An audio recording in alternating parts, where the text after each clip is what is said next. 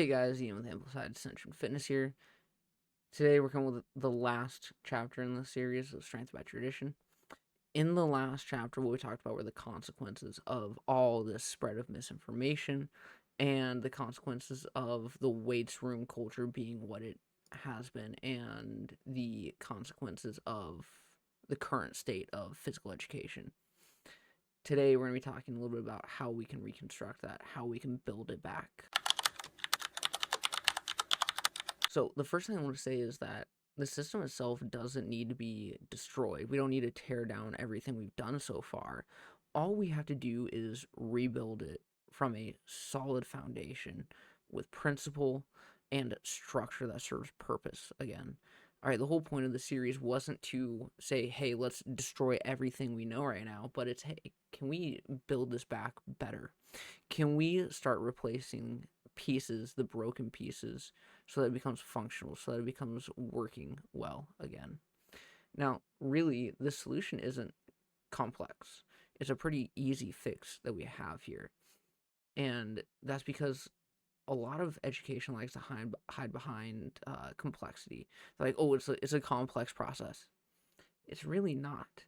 They say that so that they don't have to change. But really, the simple, easy fix is clarity. That's it.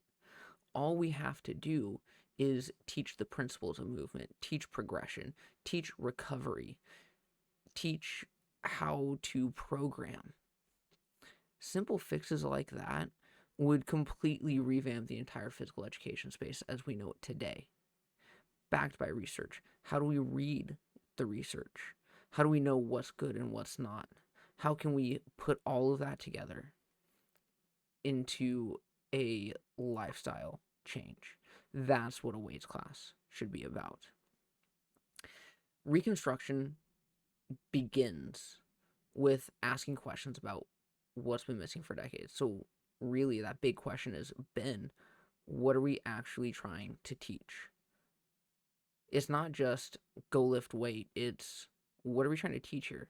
And in answer, or in reality, we should be teaching how to move, programming, the things I just said about what we should be answering. If the teachers say lifelong physical competence, then we have to teach it that way, the same way we teach math, English, Spanish, through incremental mastery and conceptual understanding. All right, everything builds off of itself, not rote memorization or publicly showing things. All right, that's not what it's about. If you're truly saying that it should be about lifelong physical competence, then make it about that. If you're saying that it needs to be for athleticism, call it something else then, and teach true athleticism. Teach plyometrics. Teach these other things rather than Olympic lifting. Give strength training. And then for the athleticism portion of it, do plyometrics. Olympic lifting, like we said way back in that other chapter, is not for athleticism. Students need to learn the movement patterns. They need to learn how to hinge. They need to learn how to press. They need to learn how to set their bodies correct for these movements, not what their maxes are. We shouldn't be concerned about that unless we're power lifters. They don't need to go out and say, I can lift this much. They should say, hey, I learned how to hinge today. Hey, I learned how to correct the RDL today. Hey, I learned that this exercise targets this by doing this mechanism. That's the education we should be learning. They need to understand the why about all of this. Why is my program the way that it is? Why are we doing this movement? Why are rest and recovery so important? Why shouldn't I see that as laziness? Well, I don't want to go today. Well, I'm gonna take a rest day. What should we be doing with rest and recovery? And they need to see that it's all about discipline, not just creating this chaotic noise in their lives, but the discipline of going to the gym, the discipline of making yourself better, the discipline of becoming someone unrecognizable. And it's just the consistency there. They need to learn those things about the weights room. That is how we reconstruct fitness. All right, evidence-based programming already provides all the tools that we need. And I'm going to read this right off for you guys so that you know exactly, or so that we both know exactly what it's saying. But the NSCA position stand and the ACSM youth resistance training guidelines both emphasize supervised progressive overload, movement competency, and psychological safety. Those are things that we could follow. And the NSCA position stand is from 2018, so relatively new. Why are we not already doing those things? Why are we not teaching progressive overload? Why are we not teaching them to be competent with the movements before we even begin to load weight? When I was in that room subbing that day and I saw the kids doing front squats, I saw kids who, if there was any more weight on the bar, they would have leaned completely over and the bar would have been stripped out of their hands and fallen into the rack or onto the floor or onto somebody because they were doing it all wrong. I saw kids who were doing Jefferson curls rather than RDLs. I saw kids squatting to a bench, to a quarter squat, and calling it a squat. It was insane, the stuff I saw with the form breakdown. Why are we not teaching progressive overload? Why are we not teaching the movement competency? This also leads to Schoenfeld's work on volume and proximity to failure. Why are we not teaching kids how to identify the trade-offs that need to be had when it comes to volume, intensity, and frequency? Once we have all three of those things balanced, then programming becomes easy. We understand what to do and when to do it. And that would give these kids a proper base of understanding hypertrophy, understanding muscle growth in a way that weights rooms should be teaching it. Now, if we put this in the classroom, what that means is there's going to be fewer max days. There's going to be fewer sort of tests like that on them. But it's going to be more structured progression.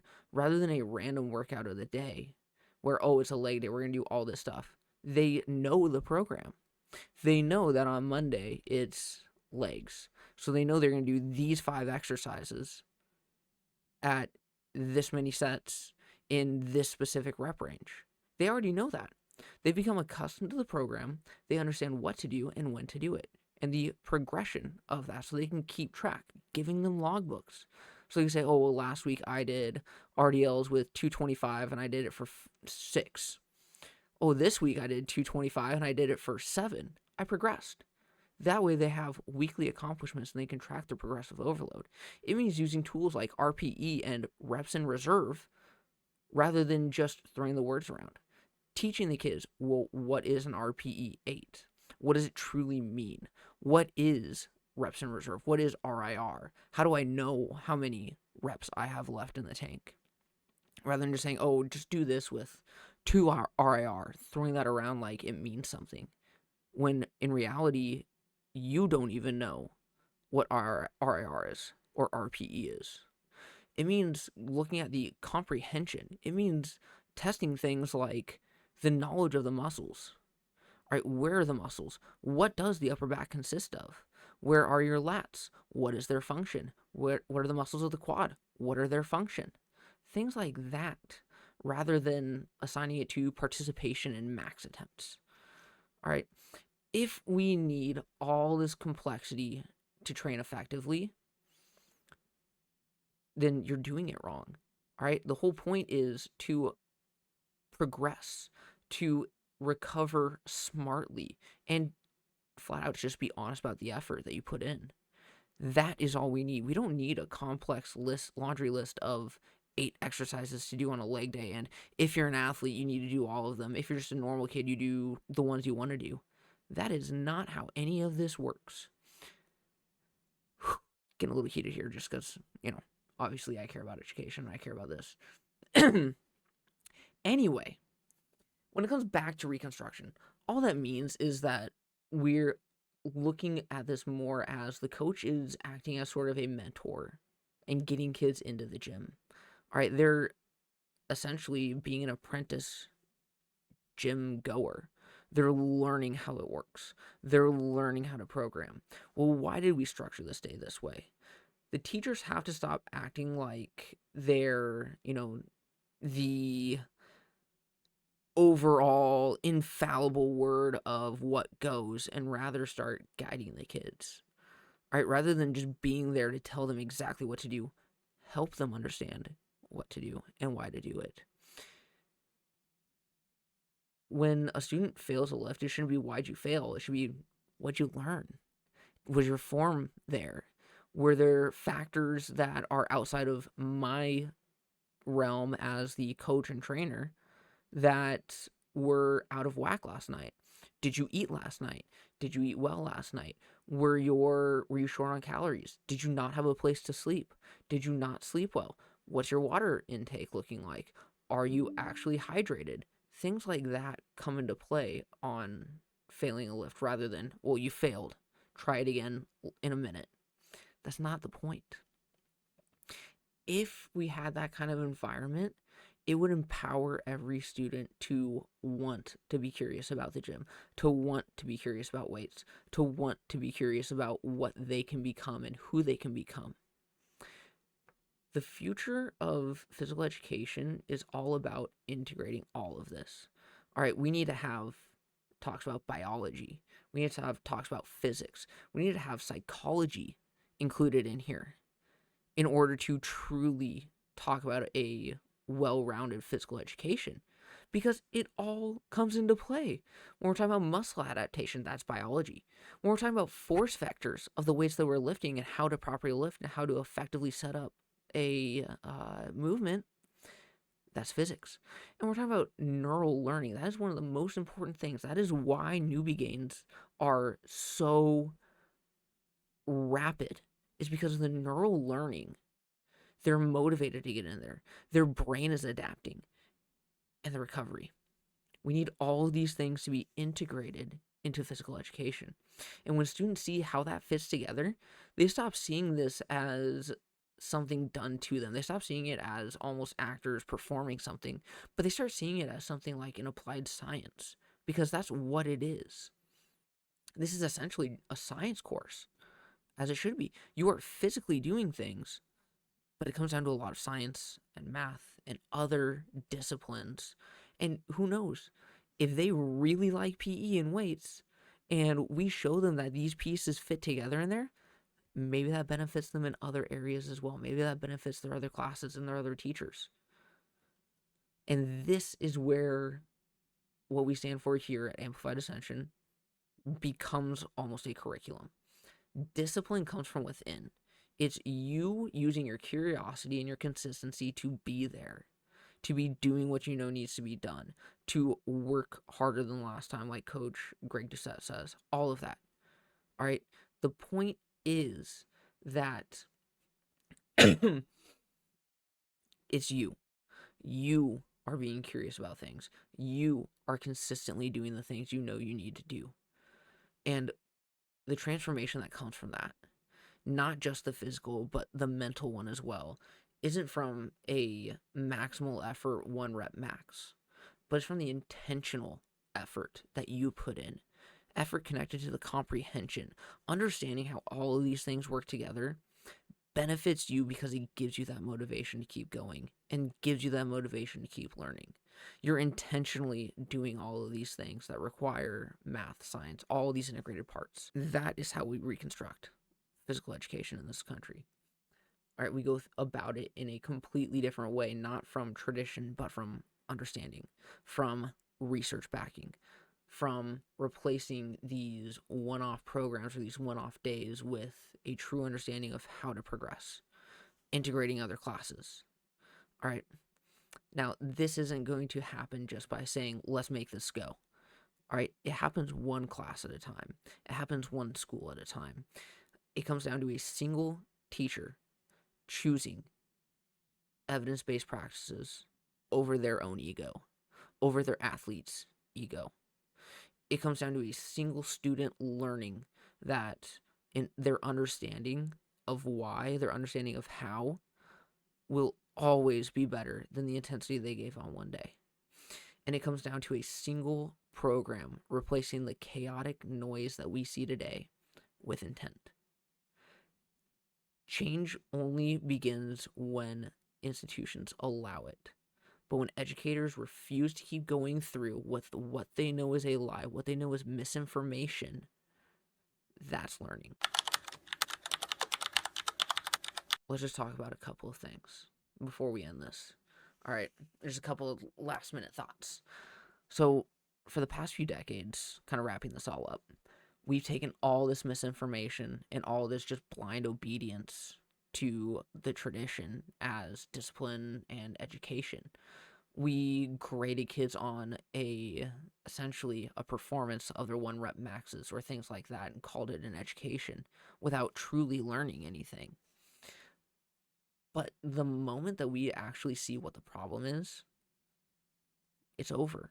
Strength was never about how much weight you can move. It's about how much ignorance we could strip away from this process in education. When it comes down to strength training, everything we've talked about in this series builds up to that. All right, it comes down to ignorance and tradition, and we need to strip that away. The failure of school fitness isn't in the demanded effort. It's that it's demanding effort without a purpose. All right, they'll claim athleticism, they'll claim Olympic lifts, they'll claim all of these things, but that's not the purpose. The purpose is an education. The purpose is an understanding. The purpose is a why am I doing this? How do I continue to do this when I'm out of here? How do I do this when I'm no longer considered an athlete and athleticism isn't the goal? The purpose is what makes that intensity that they bring every day meaningful. The purpose is what transforms chaos into progress. And that's what Amplified Ascension is about. All right. The slogan, train with intensity, transform with purpose, is all about putting in the work, making the progress, and having a purposeful, meaningful result from that. Because transformation isn't just about effort, it's understanding. All right, it's the consequence of understanding. Now, consequence sounds weird there, but that's because we have such a negative connotation of consequence that we don't understand that it could be a powerful, positive thing. So, if you guys are going to take one thing away from this, the one thing I want you to take away from this is that the future of fitness education depends on one simple thing. That's it, just one thing. Please take this one thing away. The whole future depends on the ability to stop repeating what we've been doing for generations, decades, and start reasoning. Once we do that, the tradition goes away, and we're able to rebuild like we just talked about.